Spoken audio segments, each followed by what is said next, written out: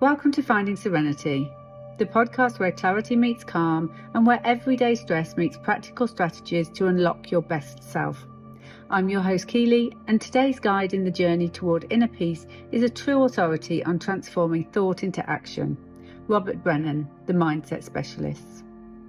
In the next 2 episodes, From Trauma to Authenticity, we will discover the neuroscience behind trauma, depression and anxiety, and how to reframe as a catalyst for growth. Practical, repeatable routines to quiet the noise, center your breath and reset your nervous system. Mindset shifts that transform self-doubt into decisive action so you can move forward towards your goals with confidence. So if you're ready to trade overwhelm for clarity, chaos for calm, and hesitation for momentum, you're in the right place. Sit back, take a mindful breath, and let's embark on a journey to a more serene you. Welcome to episode 1, From Trauma to Authenticity. Let's begin. Welcome to the Finding Serenity podcast, From Trauma to Authenticity. I'm here today with Robert Brennan, the mindset specialist. Good morning, Rob. Morning, Keely.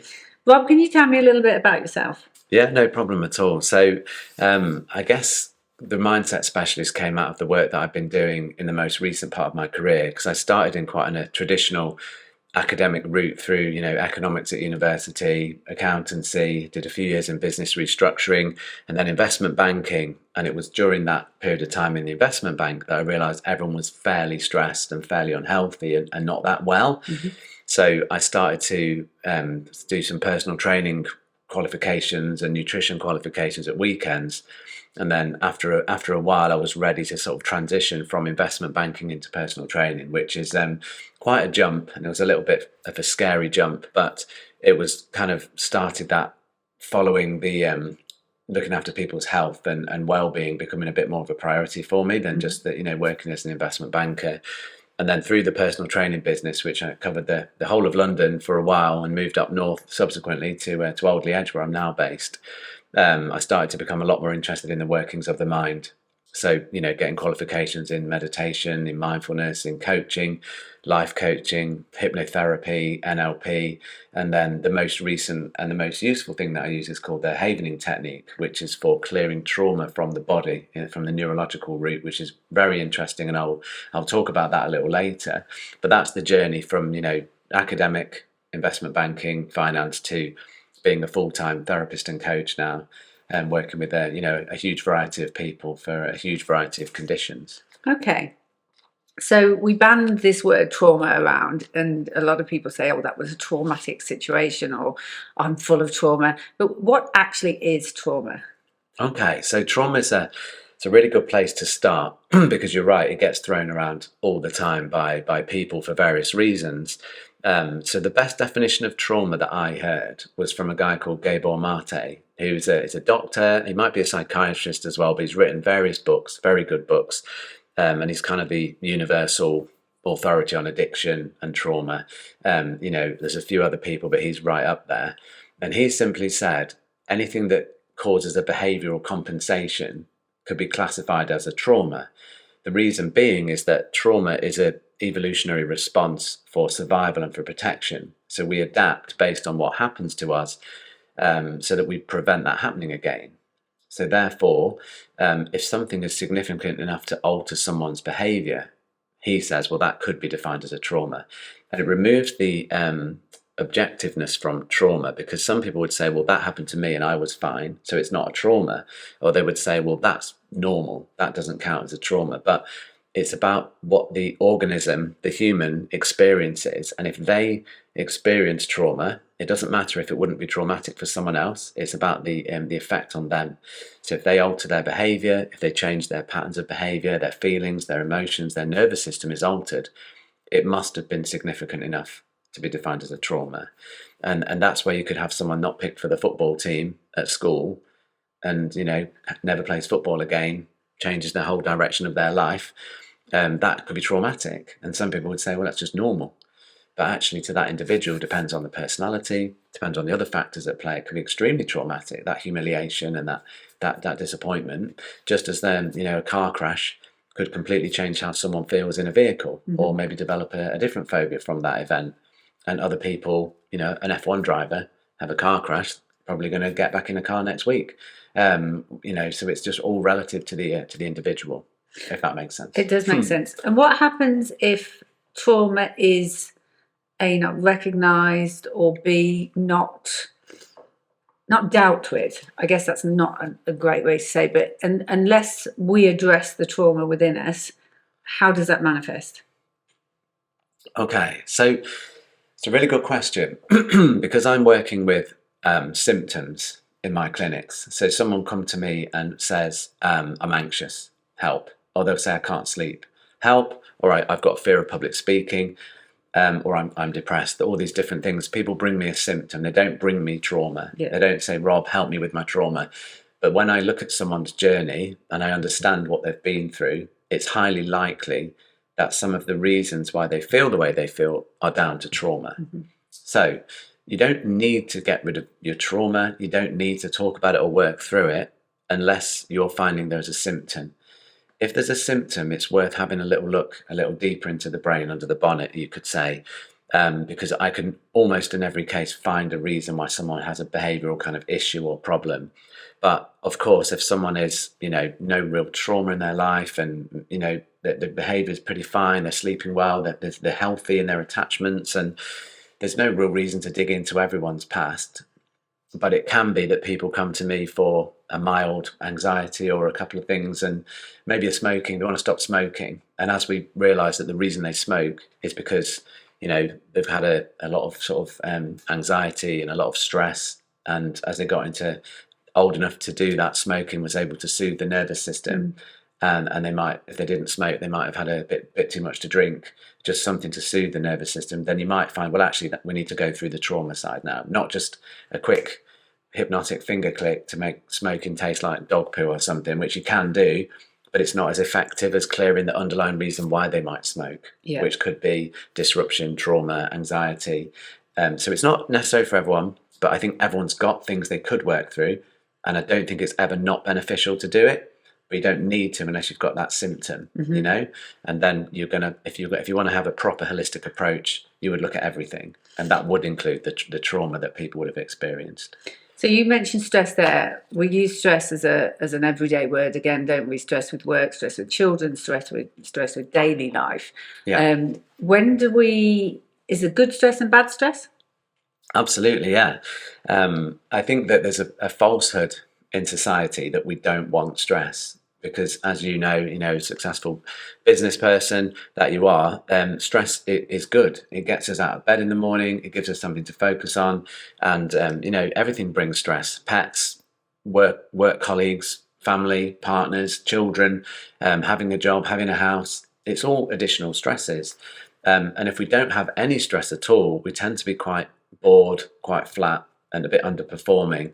And then as we get older, we sort of introduce different stresses from, let's say, from childhood, like school, nursery, exams to pass, friends to sort of keep in touch with, boyfriends, girlfriends, teachers, and, university eventually, if you want to go, then, maybe a job. So stress accumulates as we go through life, but of course they're not all bad things. We can find it, we love our children, but they can be quite stressful. They have their own challenges, and we need to help them and protect them. Then we might have a problem at work, we might have a problem with the mortgage payment. These are all the stresses that we have, but we want a home, and we want a family, and we want a job. So we don't want less stress. We just need to be able to thrive despite the stresses we'll inevitably face. So I think stress gets a really bad rap, and it's not necessarily bad, but we can accumulate stresses to the point where we have some symptoms of maybe distraction, exhaustion, fatigue, that could be the sign of an accumulation of good stresses. Or of course, more in the trauma category, there could be a bad stress like a bereavement or loss of job, or an economic shock that might affect your ability to pay your bills. So there can be big stressful events, but actually, a lot of the smaller stresses in life that we manage, we don't not want. We do want them. We just need to manage ourselves to live with them. So I guess stress, big word, anxiety, big word, depression, big dark word. Is it possible that if you don't manage your stress, then that will tip into anxiety and depression? It definitely can go in that direction. And actually, it's a very interesting point. With the way that I look at stress is that everyone's got their own capacity to cope with stress. So you've got yours, I've got mine, everyone that we know has got theirs. And stress is relative to the individual. So we can't say, well, I've got more on than you shouldn't be stressed, because that's invalidating the stress that that person might be feeling. And I've worked with people, from CEOs in business to, 15-year-olds at school with nothing to really do but their exams and the GCSEs, and that they're more stressed than the CEO. Yeah. So it's a very relative thing. But what I find is that if you imagine everyone's stress as a graph, and we've all got a capacity that's relative, so it looks the same, but it's a different volume of capacity to cope. When we've had trauma, I believe it takes up some of our capacity to cope. So it removes some of our resilience and our ability. And if we have too many traumas, it's like we've got less and less capacity to cope with normal stresses. And that's what I find in my clinics. People would say, I used to be fine, but now I find it very stressful just to get out the door on time, just to get to work on time. And that stress is the same as it's always been, but maybe because of trauma, because of loss and difficulty, they've got less capacity to cope. So that can definitely lead to more symptoms, and that could be anxiety, it could be depression, it could be just feeling really chaotic and disorganized, could be insomnia. The other thing that's really relevant to the stress sort of graph is neurodivergence. So things like ADHD or autism, dyslexia, dyspraxia, anything that is more challenging to live with than to otherwise not have, takes up some of our resilience. So somebody with autism will have a more difficult experience of life because they don't have that. Well, everyone's different, of course, on the autistic spectrum, but a lot of the time it might find that they don't pick up on other people's emotions. They can rub people up the wrong way. They can have a lack of understanding of how they come across, and that can cause people to have friction with them. They might find certain lessons difficult to sit still, difficult to concentrate, easily distracted. If you imagine all of that just makes life more difficult, that takes up another chunk of the graph. So if someone's got trauma or neurodivergence, they've just got less capacity to cope with stress, and that's when the symptoms come. So it's always when we've kind of pushed over the limit of what we can tolerate, that's when we get the symptoms. And yes, absolutely, trauma can make that more likely, neurodivergence can make that more likely. Age can make it more likely because more stuff goes wrong as you get older, doesn't it? We start to think about our health, our cognitive function. Even like I have to apparently need reading glasses to read my phone now. I haven't got any yet, but the last eye test I had, they said you probably could do with reading glasses just for reading devices, but everything else is good. So I think I'm not doing it. But yeah, you get additional stresses like that, like health and other risk and more complex financial arrangements, retirement assets. So yeah. And huge life events, we can't get through our whole life without a huge life event. Sometimes it's great, sometimes it isn't. Yeah. So when we have a really devastating life event and all of these emotions kick in, and we've got that tiny little bit of resilience left. Yeah. I guess it presents itself in different people in different ways. And how is that? So again, going back to the sort of tolerance graph, everyone's got a different sort of amount of tolerance for anything that they might experience, but it will always catch up. So Bessel van der Kolk's one of my favourite authors on trauma, and he wrote a book, The Body Keeps the Score. So it will always kind of go and it will embed in the nervous system, and it might not come out at the time, but it will come out further down the line in the future. And with these sort of big life events, you're working on the overall picture. So if someone is very well regulated, very well rested, they've got a secure family system, and they have a loss, the chances are they're probably going to be able to cope with that loss. But they might want to make sure they talk about it, they process the emotion, they don't kind of lock it down and carry on. Mm-hmm. And they could probably find they could probably manage that okay.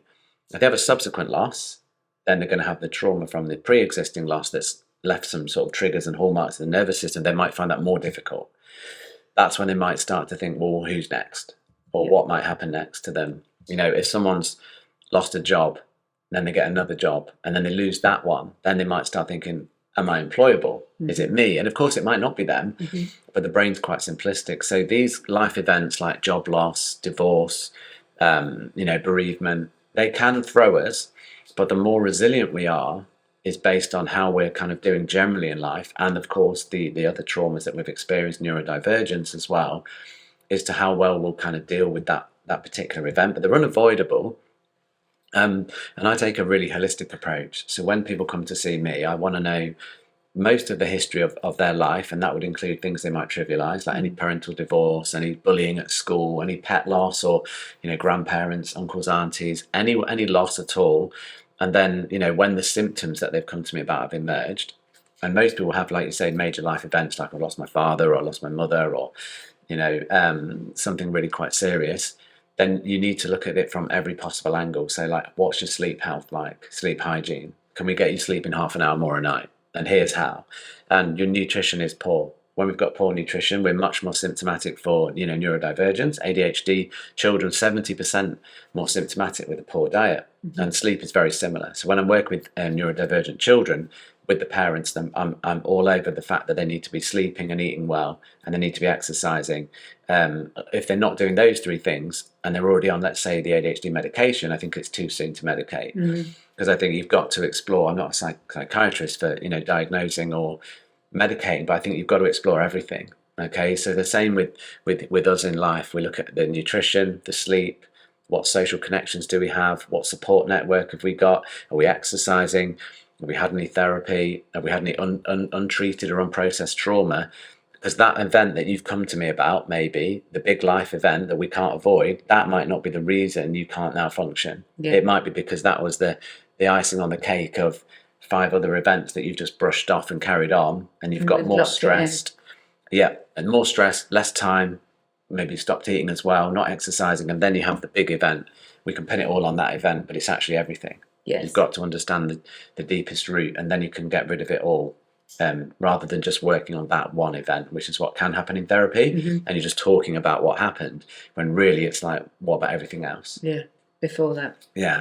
I hope that answered the question. That did answer the question. It's just so interesting. You could talk about that all day. And I guess when we're going through that big life event, our ability to cope is very diminished. And sometimes that may cause panic attacks.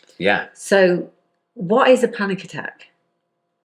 Okay, so that's a really good question. It's not easy to answer it because it's so subjective. And I think, like stress and like trauma, everyone experiences it very differently.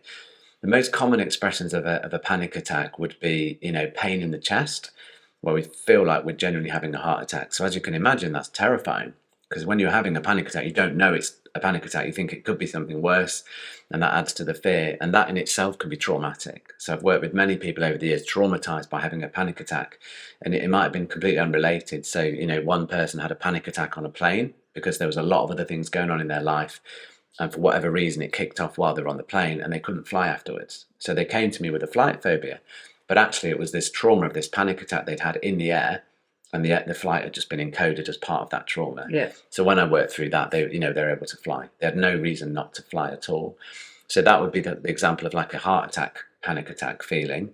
The other one is where we can't catch our breath at all. So we had a rising stress, high levels of stress and fear and anxiety usually correlate, and it might be that someone can't catch their breath at all, and that's incredibly scary because they cannot breathe. I've not had a panic attack to relate to it personally, but I've worked with hundreds of people, and they describe it as like physically unable to breathe, and that's terrifying again. So the trauma of having these panic attacks layers up in the trauma of why we're having the panic attack, and it can actually, people can come because they're afraid of having another one.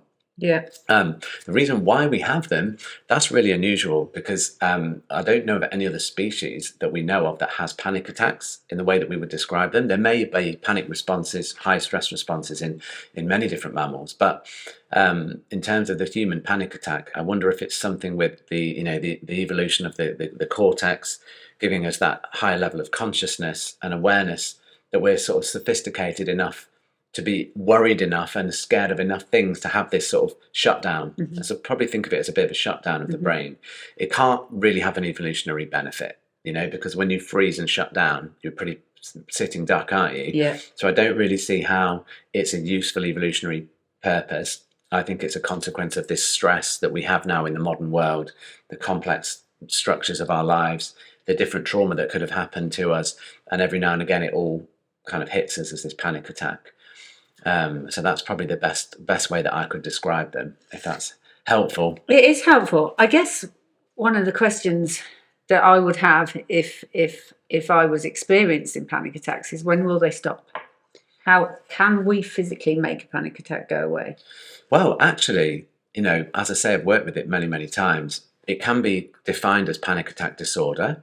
And I don't know what exactly defines that other than, regular panic attacks. But there's probably a number, if you're having a certain number a week, you classify as having that. So in the research, meditation has been shown, regular meditation and mindfulness for a period of 6 weeks drastically reduces the frequency and intensity of panic attacks. Okay. So that's accessible to everyone.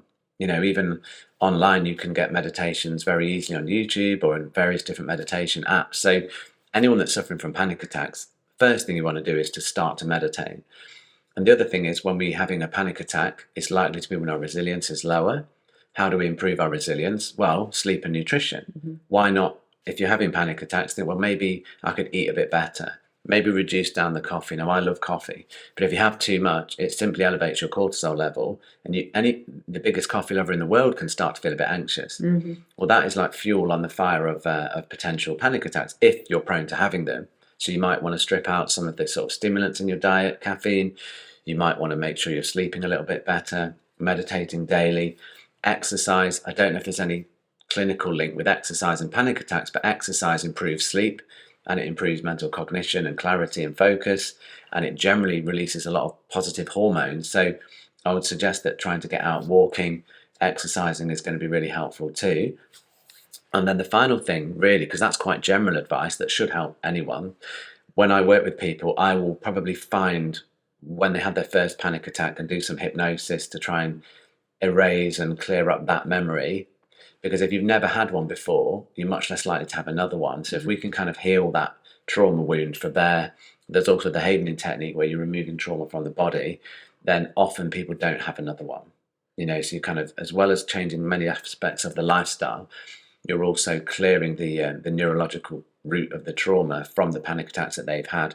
And therefore, the incidence of them, in my experience, is always vastly reduced. And in fact, I probably haven't worked with anyone, who's still having panic attacks, because I think you can always get rid of them. Okay, so that's super positive. You mentioned the Havening technique, which is quite revolutionary, really, and it really is a fix.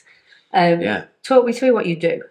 Okay, so in order to explain the Havening technique, I need to very quickly explain the neuroscience of trauma.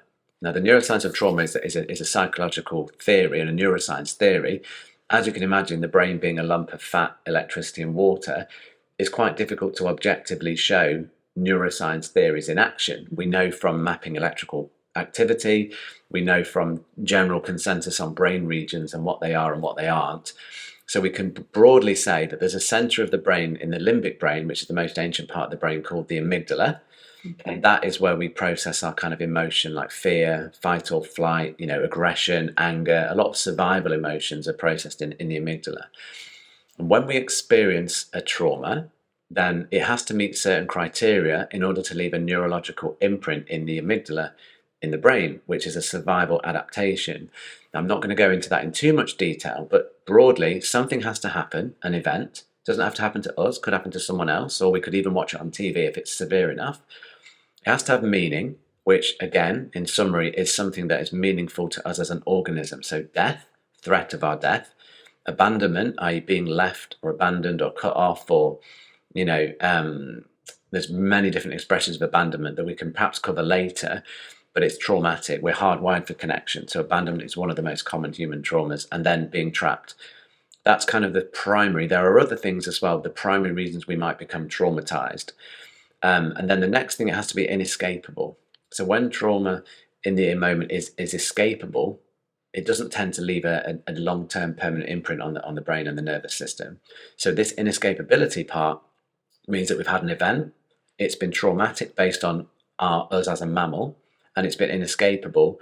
And the final thing is a vulnerable neural landscape. So that means that someone was primed for subsequent trauma, and that in the research has been shown to be caused by earlier trauma. Okay. So someone's had a couple of early traumas, maybe parental divorce, maybe a bit of bullying at school, but they're okay, generally functioning pretty well and managing. The next thing can lead them with more severe symptoms of trauma. So maybe if they get bullied again, all of a sudden they can't go to school. And the parents would say, well, you were fine, I know you've had a bit of a rough time, but you were going into school yesterday, and they won't go in because it's that primed the vulnerability in the neural landscape. A vulnerable neural landscape can come from a personality type, or the highly sensitive person. It's a profile that we can have that can lead us to be more vulnerable to trauma. And also something, for example, like a very anxious or depressed parent, an alcoholic parent, or both, or an absent parent through one reason or another, that can leave a vulnerable neural landscape, which means the next abandonment or the next death or the next trauma can make us have symptoms of trauma. So that's when we encode a trauma. We encode what happens, which is like if it was a wolf attack, the wolf, that's going to be trauma encoded in the system. But that's not sophisticated enough really for surviving evolution. So we encode all the other sensory information around us at the time of the trauma. So that could be the weather when the wolf attacked. It could be the smell, the sounds, even the foliage that we walk past. Okay. So all of this superfluous information gets encoded. Some of it might be life-saving, but some of it might be what I call red herrings. So in a traumatic pathway, we're going to have some preservative info, some useful encodings, and a lot of noise that all gets meshed up in that traumatic encoding. And that is a physical neurological pathway. In the amygdala, there are billions of neurons, just like anywhere else in the brain.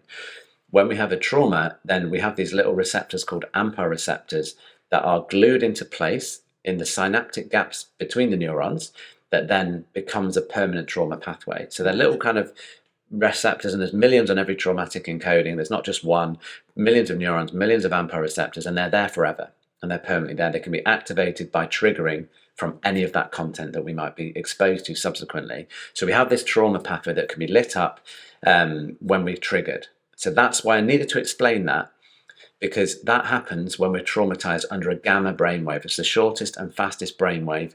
It releases this phosphorus glue that sticks the AMPA receptors in residence in the synapse, in the amygdala, in the brain. The reason I needed to explain that was because havening is a physical touch. And when you rub down someone's arms like this, and you can rub their hands too like that, it simply releases a delta brainwave. And it was a superfluous discovery, really, when a guy in America called Dr. Rudin was looking into neuroscience and healing, and why certain methods like tapping techniques and certain other somatic techniques with the body were effective sometimes, but not always. That led him to discover that the delta brainwave was the most important. And that is the slowest and longest brainwave. We only get it in deep sleep. And when that is activated in the brain of a conscious person who's also triggered the trauma, it clears the trauma pathway. That sounds like witchcraft, but don't forget, I used to be an investment banker, and I liked my science, and I liked my research, and I wouldn't have taken it seriously if it wasn't very credible. Yeah. And what you can have is with the delta waves flowing in the brain, and the traumatic encoding has been activated deliberately by the therapist, will trigger the trauma by getting to think about it or experience it. It opens up the channel into the synapse of the neuron. And this time, instead of the phosphorus glue flowing down that channel to stick the AMPA receptor in place, it's an enzyme called calcineurin that flows down that channel, and it dissolves the phosphorus glue. And the AMPA receptor is actually metabolized back into the neuron. So the synapse is clear. So the havening technique will remove the actual building blocks of the trauma at the neurological root. So it's just not there anymore. Now, that is the best way that you can ever deal with trauma, because therapy, you can talk about it, you can start to change your behaviors, you can rationalize it, CBT, you can understand that you shouldn't be afraid, and you ought to be able to get in the lift, you ought to be able to get a new boyfriend or girlfriend without worrying about being cheated on or trust issues, you can understand that. But if the adaptation and the behavior has come from a trauma, you can't talk yourself out of that. You can't convince yourself that your traumatic adaptation, which is in your actual body, is incorrect. But if you remove the event using the havening technique, and then you use things like hypnosis, NLP, coaching to show someone there's a different way to live with agency, and consciously by design they can live differently, they don't feel the need to behave in the way that they used to behave because the trauma is now gone. There's no survival benefit. I've certainly found thousands of clients in here and in London that it enables rapid behavioural change if you can clear the trauma. So that's what the havening technique is. It's not so much of a therapy because it's a physical neuroscience-based technique working on the body, and it will remove that trauma pathway. So many times I've had someone in, let's say, with a phobia of spiders or something else like dogs. When you've removed the trauma that's led them to have those adaptations, and sometimes there's a bit more work to do, but they will have my dog on their knee by the end of the session, or certainly the next session, or they'll leave with a spider on their hand, because if you take out the underlying trauma, there's no reason for them to be afraid of a spider, because that is like the event never happened. And it's all in the nervous system and in the brain. So that's a long explanation of behaviouring technique, but I think I needed to give the neuroscience of trauma explanation so that you can understand the removal of those components in clearing that trauma pathway that enables the behavioural change. And it all makes sense. But does a person need regular havening, or will one session fix, or does it depend on how deep the trauma is? Okay, so that's a really good question. And I would explain that best by probably saying it depends on what the symptoms are and what the person desires, so the desired outcome. So I'm very strict with the people that come to me, that they bring me a problem, they don't want a technique. So someone said the other day, I want hypnotherapy? And I would respond to say, well, actually, you want to be able to go on a plane, don't you?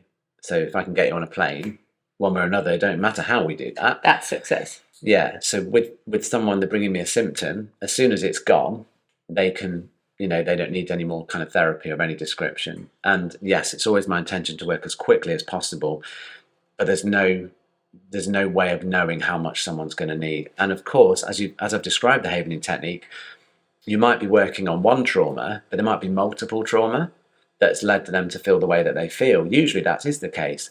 And I try and clear it all using a metaphorical representation of that trauma. So it's not just them thinking of one thing, then thinking of another thing. You get them to kind of connect to it all, and then we can clear it all in one session quite often, but it doesn't clear the deepest root in that first session always. Can do sometimes. I've certainly had people go into a lift or go into a car if they're afraid of driving or being in a car, but there's normally a bit more to do. And that's the sort of the first round of havening, where you're working on the events and what's actually happened to them.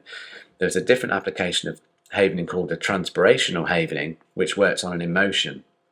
So if it's fear, then they would work on the emotion of fear, and you clear any sort of neurological encoding that's associated with fear. And people will often say, well, I'm thinking about when I was 7, walking past a gate, and there was a big Rottweiler hanging over, barking at me. And I say, okay, well, so focus on the emotion, not the event when I'm doing this. So it's afraid. Yeah, I'm running, I'm feeling afraid. Because then the brain links into another time they felt afraid. And then, so we're processing the fear. After that, they'll go into a different emotion, maybe sadness, maybe anger sometimes. So you sit with it. And when you've done that second round of havening, normally you're in a really good place to have sort of cleared up a lot of the trauma, got rid of a lot of these sort of maybe unusual behaviours that people have started adapted to as a result of the trauma, but they're not necessarily finished, because then they might think, right, what do I do now? Yeah. How am I going to use this newfound peace and calm and confidence? And then you would I would move into more of the coaching sort of model. Yeah. Say, well, what do you believe about life? What do you want to achieve? Where do you want to go? Now you're not afraid anymore. What's next? Yeah.